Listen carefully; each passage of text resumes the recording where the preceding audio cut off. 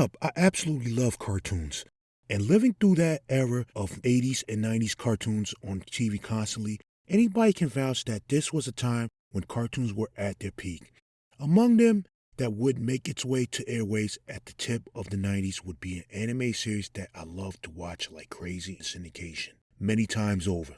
The cartoon that I speak of is none other than Tiny Toons Adventures. This, of course, would be Steven Spielberg's homage to the classic Warner Brothers Looney Tunes cartoons, but brought into the 90s. In other words, it had lots of Toon. It starred Buster Bunny, who was a protege of Bugs, and his friend Babs Bunny, no relation. Plucky Duck, who would be a protege of Daffy Duck, and Hampton J. Pig, who would be one to Porky Pig, and so on. I went crazy for it and had to see it every afternoon as a kid. But there's one episode in particular. Well, technically segments. See, for this one, I am going to share my favorite 3 segments of Tiny Toon Adventures. Sure, there were episodes that had one plot line. The segmented ones were always the most notable episodes in the series for me. Enough talk. Without further ado, here are my top 3.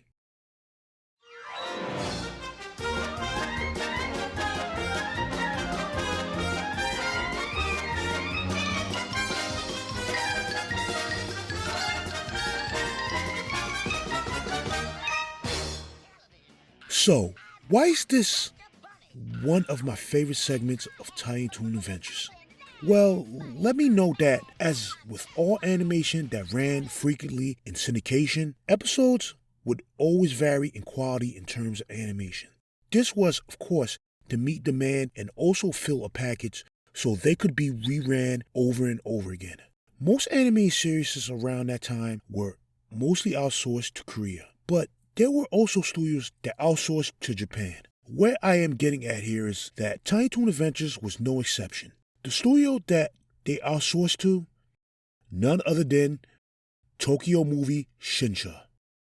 Yes, TMS. Anybody who is familiar with anime today knows of their prowess when it comes to animation. But back then, they were just at the height of their tenure outsourcing. This segment is an example of their work. The animation in this entire episode is super fluid, from the facial expressions to the movements of the character themselves. It made it a pleasant watching experience, to a point where you could always tell the difference between the episodes that TMS did and the ones they didn't do.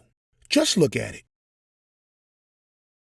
As for the episode, this one is a parody of early 90s MTV, even down to the presentation.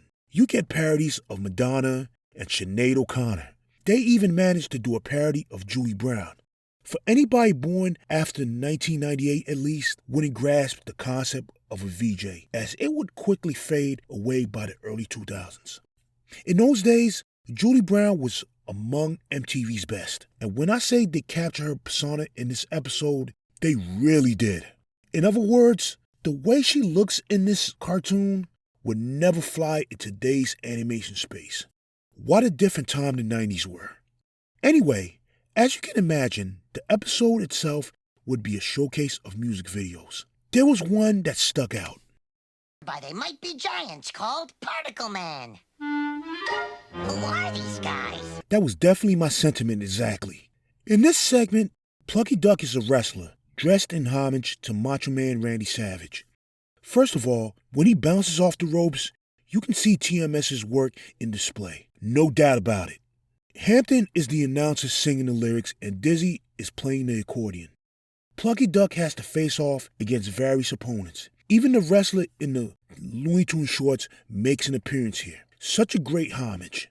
The song itself is almost nonsensical. I can't imagine what They Might Be Giants were trying to make with this song. Music, just like any other form of art, is an interpretation of the artist's vision. The episode captures that greatly.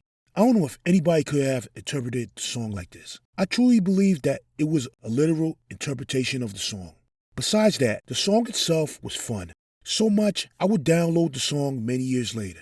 When I hear that song, and yes, the song is actually that short, I am always reminded of how fun the 90s were. Just feels nostalgic to me. This song would actually be the second song by They Must Be Giants in that episode. The first, let's just say Plucky Duck isn't treated well in this episode entirely. Poor Plucky.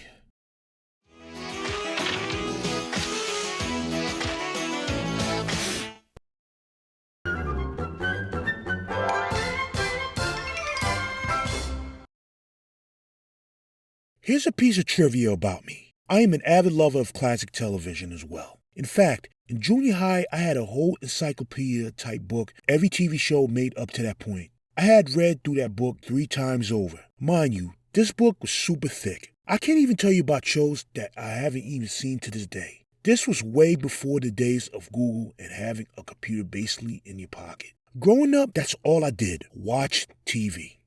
One show always had my eyes glued to the screen and scared the life out of me.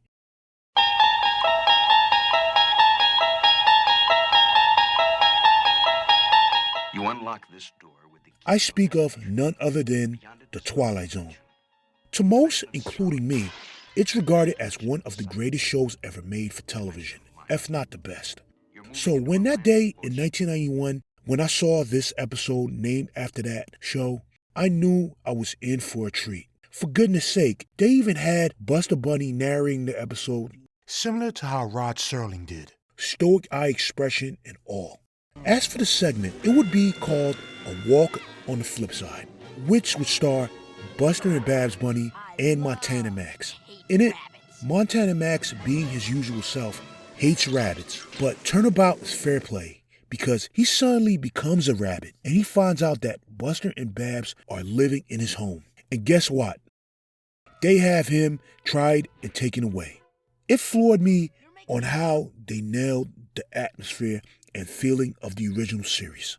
So much, it did remind me of an episode of the Twilight Zone. Which one? I can't think of it, but for it to remind me of one of the episodes speaks volumes on how great of a job the writer of the episode did. But the kicker of the episode was that it was all a dream. He vows to be nice to rabbits from now on. But anybody that watched this cartoon knows Montana Max never kept his word on that promise.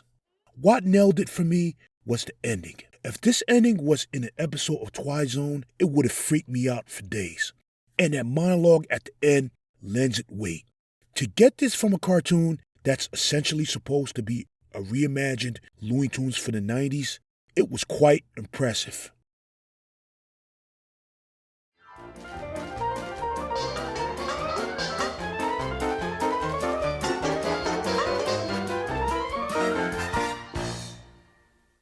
As mentioned, Tiny Toon Adventures was a next-generation Looney Tunes, and all of the classic characters had protégés, including Sylvester and Tweety. They would be Furball and Sweetie, respectively. And just like them, Furball would try to eat Sweetie, but the best appearances of Furball in Tiny Toon Adventures were always the ones where he was out of his wheelhouse. For instance, the episode where Furball chases a red ribbon in the vein of the classic short film The Red Balloon. It showed that the character was way more than just a clone of Sylvester. But there's one segment that stuck with me as a kid, and seeing it as an adult even made me want to create the series in the first place. I speak of a segment called Homeward Bound. In it, Furball is a homeless cat, as he usually is. First of all, the way he is portrayed in this episode is so accurate it hurts. We all have seen stray animals walk in the street, especially cats, and unfortunately some of them don't live to see a new day. There's a stray black cat that comes by my house and always looking for food to eat. Anyway, Furball is that kind of cat in this segment. Also, in the episode, we get a glimpse of a family that is also homeless on the street, and they have a child of their own. A boy, by the way. I really don't have to go into the homelessness problem in America. That's a whole nother rabbit hole to go down, and this isn't the channel for that. Let's just say that it's a problem that really needs attention over a lot of things here. Anyway, Furball glimpses into the window of a house and sees a small white cat just drinking milk. To see him just scratching at the window, you see how he's in need of shelter. It also shows you how the young don't grow up with hate and disdain for others. It's taught because the kitten lets him in the house and they are having fun. But when the couple comes home, they kick Furball out due to the cat's couple indifference towards Furball.